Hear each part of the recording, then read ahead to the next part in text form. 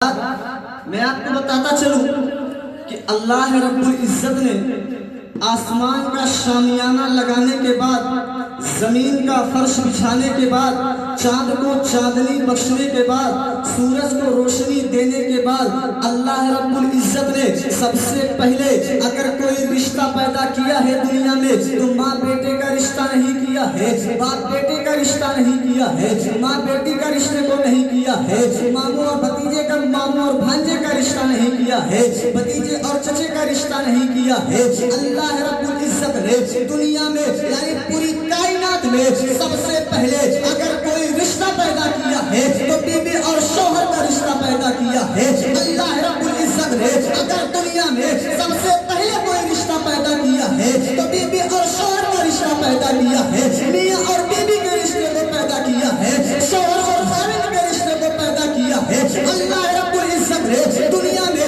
कोई रिश्ता पैदा नहीं किया सबसे पहले, न पहले माँ बेटे का रिश्ता किया है, न बाप भाई का किया है, यानी किसी का रिश्ता नहीं किया है। अल्लाह रब्बुल इज्जत ने दुनिया में सबसे पहले अगर कोई रिश्ता पैदा किया है तो मियां बीवी का रिश्ता पैदा किया है। अल्लाह को कुर्बान जाइए प्यारे। अल्लाह रब्बुल इज्जत ने हज़रत आदम अलैहिस्सलाम को जब पैदा किया तो हज़रत आदम अलैहिस्सलाम का ठिकाना जन्नत को बनाया। अल्लाह तबारक व तआला ने हज़रत आदम अलैहिस्सलाम का मस्कन जन्नत को बनाया। हज़रत आदम अलैहिस्सलाम जन्नत में रहने लगे। हज़रत आदम अलैहिस्सलाम जन्नत में है, उनका उन्हें ख्याल आता है काश अल्लाह रब्बुल इज्जत मेरा भी कोई रफीक बना देता, अल्लाह रब्बुल इज्जत मेरा भी कोई दोस्त बना देता, अल्लाह रब्बुल इज्जत किसी को और पैदा कर देता जिससे मेरे दिल को सुकून मिलता, जिससे मैं बातचीत कर सकता। हज़रत आदम अलैहिस्सलाम इतना सोचते हैं उन्हें नींद का गलबा आ जाता है। हज़रत आदम अलैहिस्सलाम सो जाते हैं। अल्लाह रब्बुल इज्जत ने हज़रत आदम अलैहिस्सलाम के बाएं पसली से हज़रत हव्वा रज़ियल्लाहु तआला अन्हा को पैदा किया। हज़रत आदम अलैहिस्सलाम, अल्लाह रब्बुल इज्जत ने जब हज़रत हव्वा को पैदा कर दिया, हज़रत आदम अलैहिस्सलाम की नींद खुल जाती है। हज़रत आदम अलैहिस्सलाम देखते हैं, कहते हैं तुम कौन हो? वो कहती है, हज़रत हव्वा कहती है मैं औरत हूँ। हज़रत आदम अलैहिस्सलाम कहते हैं तुम्हें कौन बनाया है? हज़रत हव्वा कहती है जिसने तुझे बनाया है उसने मुझे भी बनाया है। हज़रत आदम अलैहिस्सलाम कहते हैं अल्लाह रब्बुल इज्जत ने पैदा किया है। हज़रत हव्वा कहती है हाँ मुझे अल्लाह रब्बुल इज्जत ने पैदा किया है। हज़रत आदम अलैहिस्सलाम अब देखते हैं अल्लाह रब्बुल इज्जत ने हज़रत आदम अलैहिस्सलाम की निगाह पर ये वही कर दिया है। हज़रत आदम अलैहिस्सलाम हज़रत हव्वा को टच करना चाहते हैं, उन्हें छूना चाहते हैं, गैर से आवाज आती है ए आदम अलैहिस्सलाम अभी आप उन्हें टच मत करो, आप उन्हें अभी मत छुओ। हज़रत आदम अलैहिस्सलाम कहते हैं ए मेरे मौला क्यों ना टच करूं, आखिर वजह क्या है? तो रब्बे कायनात इरशाद फरमाता है ए आदम अभी तुम्हारा महर अदा नहीं हुआ है। हज़रत आदम अलैहिस्सलाम कहते हैं ए मेरे मौला ए तो बता मेरा महर क्या है, मैं क्या ऐसा कर दूं जिससे मेरा महर अदा होगा? और अल्लाह रब्बुल इज्जत ने इरशाद फरमाया ए आदम परेशान होने की जरूरत नहीं है, तुम्हें कुछ और नहीं करना है। मेरा एक महबूब है, मेरा एक महबूब है जिससे मैं बहुत प्यार करता हूँ, जिसे मैं बहुत पसंद करता हूँ, मेरा लाडला है, सारे नबियों का लाडला है। ए आदम उसे पैदा करना अगर मकसूद ना होता तो मैं तुम्हें पैदा ना करता। अरे उसी के सदक़े में ज़मीन और आसमान को बनाया, उसी के सदक़े में तुझे पैदा किया, उसी के सदक़े में जन्नत को बनाया, उसी के सदक़े में दोज़ख को बनाया। ए आदम उसी के सदक़े में लौह महफूज को बनाया। ए आदम यूं कह लिया जाए सारी कायनात को उसी नबी के सदक़े में पैदा किया है। ए आदम परेशान होने की जरूरत नहीं है, तुम मेरे महबूब पर दुरूद शरीफ पढ़ दो वही तुम्हारा महर होगा। हज़रत आदम अलैहिस्सलाम कहते हैं ऐ मेरे मौला जैसा तेरा हुक्म हो। अल्लाहु अकबर। हज़रत आदम अलैहिस्सलाम जब मेरे आका पर दुरूद पढ़ते हैं तो हज़रत हव्वा रज़ियल्लाहु तआला अन्हा उन पर जायज़ हो जाती है। अल्लाहु अकबर। जब बरेली के ताजदार के खबर मिलती है, जब वाक़या उनके सामने से गुजरता है, बरेली के ताजदार कलम उठाते हैं, लिखते हैं सरवर कहूँ की मालिक व मौला कहूँ तुझे, सरवर कहूँ की मालिक व मौला कहूँ तुझे, बागे खलील का गुले ज़ेबा कहूँ तुझे, तेरे तू वस्फ़ ऐबे तनाई से है बरी। अरे हैरान हूँ मेरे शान में क्या कर। अल्लाहु अकबर या रसूल अल्लाह, जिंदाबाद जिंदाबाद। اللہ اکبر حضرات اللہ رب العزت نے جب حضرت آدم علیہ السلام میرے آقا پر درود پڑھتے ہیں تب جا کر ان کا مہر ادا ہوتا ہے. میں آپ کو بتاتا چلوں قرآن میرا فرماتا ہے ان یکون فقراء یغنیہم اللہ، اے لوگو تم نکاح کرو، اگر غریب ہوگے فقیر ہوگے اللہ نکاح کی برکت سے تمہیں غنی فرمائے. رب کہتا ہے میرے بندے اگر تو غریب ہے فقیر ہے اگر تو نکاح کرے گا میں تجھے امیر کر دوں گا. اور قرآن کے حوالہ میں نے آپ کو قرآن کو دیا اور قرآن کے بارے میں ہمارا عقیدہ ہے قول خدا ہے قول نبی. فرمان نہ بدلا جائے گا بدلے گا زمانہ لاکھ مگر قرآن نہ بدلا جائے گا. آئیے حضرات میں ایک حدیث آپ کے سامنے پیش کر کے میں اپنی جگہ لے لیتا ہوں. یہ حدیث امام احمد بن حنبل نے اپنے کتاب کے اندر مسند کے اندر لکھا. یہ حدیث مجموع الزوائد کے اندر ہی موجود ہے. اللہ کے رسول کے ایک صحابی ہیں جن کا نام حضرت جلیبیب رضی اللہ عنہ. یہ بہت غریب قسم کے صحابی ہیں، بہت غریب قسم کے صحابی ہیں.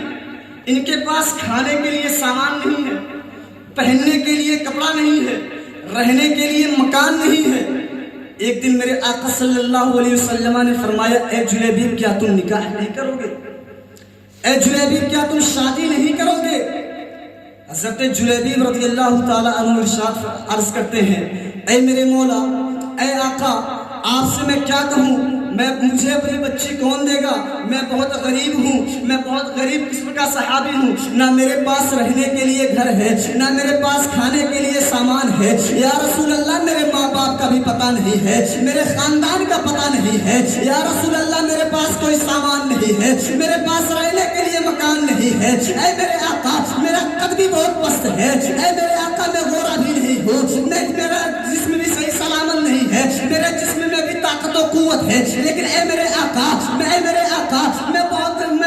قد بھی بہت پست ہے. اے میرے آقا مجھے کون اپنی بچی دے گا؟ پھر میرے آقا ارشاد فرماتے ہیں اے جلیبیب کیا تم نکاح نہیں کرو گے؟ حضرت جلیبیب بھی یہی کہہ دیتے ہیں. پھر میرے آقا تیسری بار ارشاد فرماتے ہیں اے جلیبیب کیا تم نکاح نہیں کرو گے؟ حضرت جلیبیب رضی اللہ تعالیٰ عنہ کہتے ہیں اے میرے آقا مجھے اپنی بچی کون دے گا؟ مجھ سے نکاح کون کرے گا؟ مجھ سے شادی کون کرے گا؟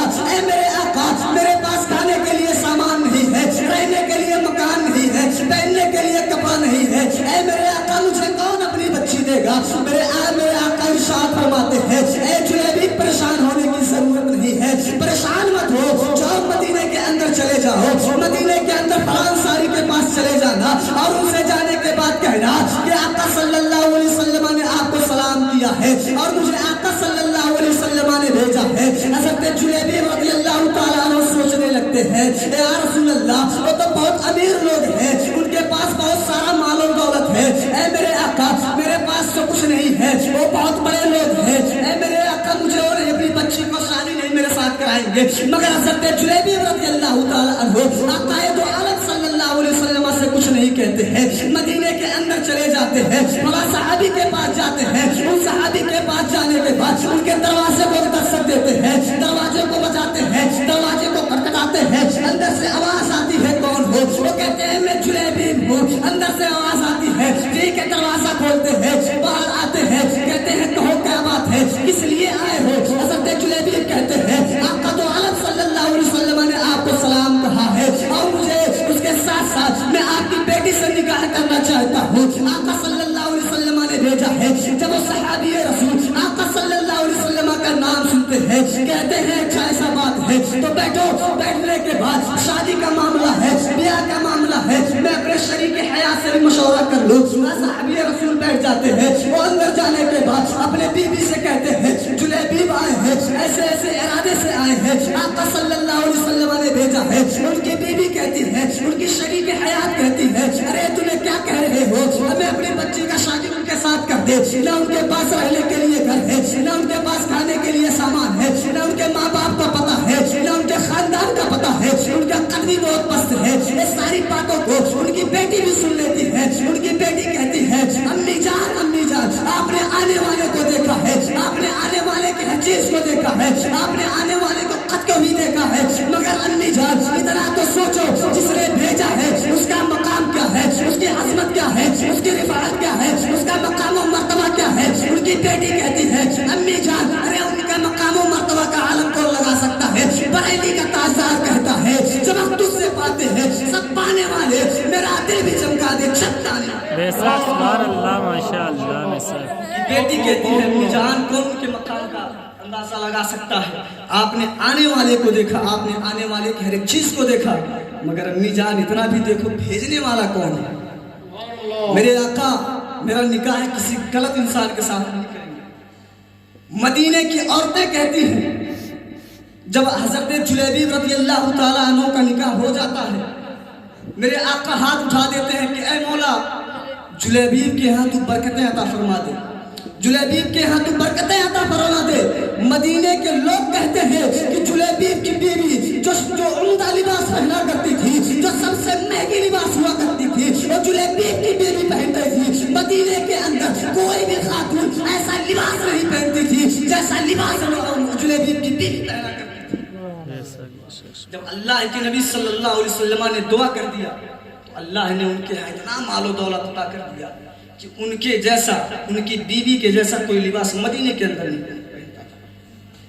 हज़रात यह है शादी की बरकत। जो लोग शादी करते हैं जब वक्त हो जाता है तो अल्लाह उन्हें बहुत सारा मालो दौलत से नवाज देता है।